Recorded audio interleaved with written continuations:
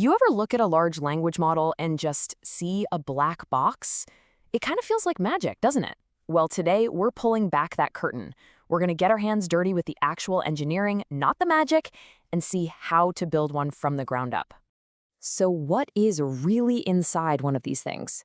What are the actual gears and levers that turn a simple prompt into something that's, well, coherent and useful? That's exactly what we're going to break down piece by piece. And when I say from scratch, I really mean it. This whole journey is about getting back to fundamentals. We're setting aside all those convenient high-level libraries and focusing on the core building blocks, the raw tensor operations that are the true foundation of these models. To make this feel real and tangible, we're just going to follow a single piece of data on its journey, from the moment it enters the model as a simple number, all the way until it helps predict the very next word. Think of it as our own little guided tour. All right, let's dive in. First things first, we're going to peel back those layers of abstraction. The idea is to move past this notion that it's all some unknowable magic and really reveal the clever, deliberate engineering that makes it all tick. So our goal here is pretty simple. Demystify how LLMs work during inference. By the end of this, that black box should feel less like a mystery and more like a process you can actually visualize in your head, step by step. Let's start with a high-level map of our journey. This is the grand tour our little token is gonna take, the main highway it travels from input to output. It's called the forward pass. So here's the basic pipeline. We start with a token ID, which is just a number.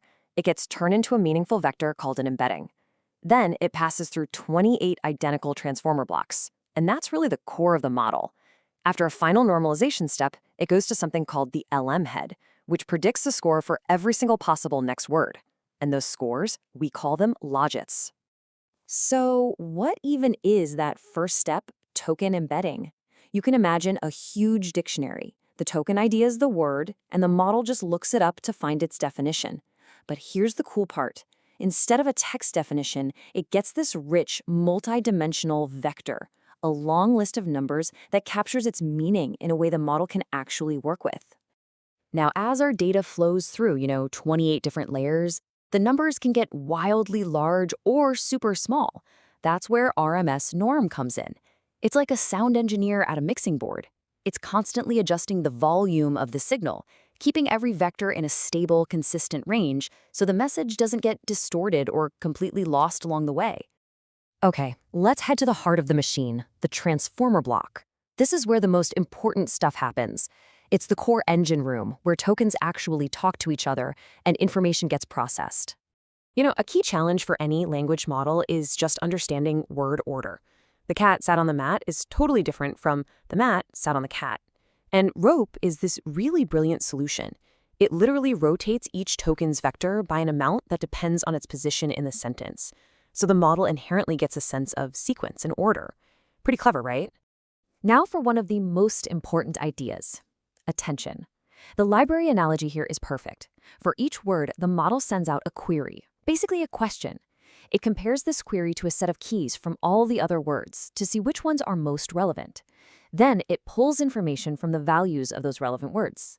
This is how the word it, in "the cat was tired so it slept," learns to connect all the way back to cat. And this perfectly illustrates a classic engineering trade-off. The original approach, multi-head attention, gave every single query its own key and value pair.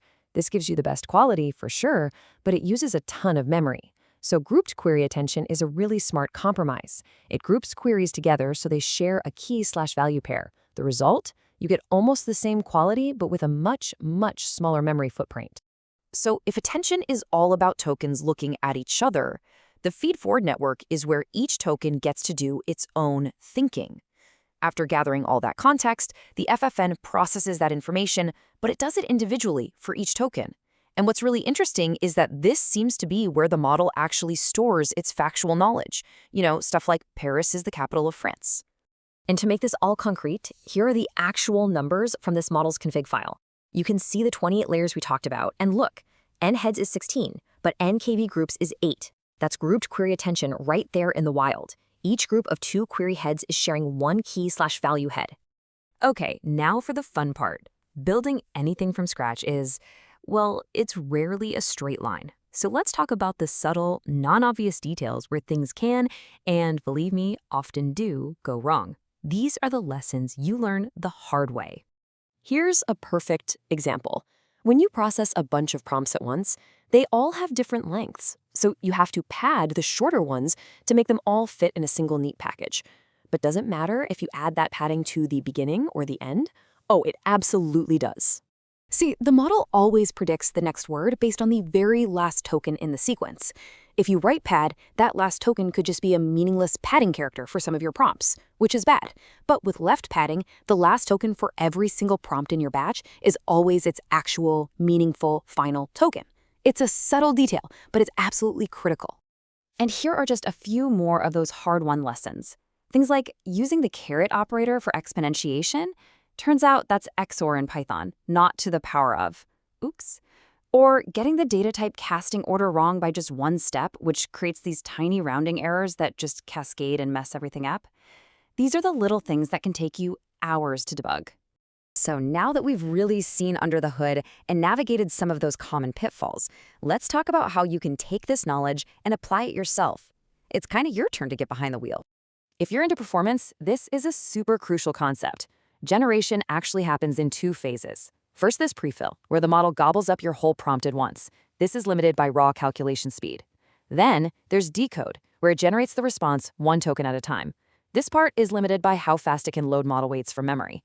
Knowing this helps you optimize for either a fast first response or a fast overall stream. And maybe the most powerful takeaway is this. You can do this too. This prompt, right here, given to an AI coding assistant, is your starting point. It's a request not for code, but for guidance. It turns the AI into a kind of tutor that will walk you through building this yourself step by step. So we've done it. We've turned the black box into a set of understandable parts. Embeddings, attention, feed-forward networks, normalization. We've seen how they all fit together and the trade-offs that go into designing them. So the real final question isn't just about how it works, but what comes next. Now that you know the pieces, what would you build?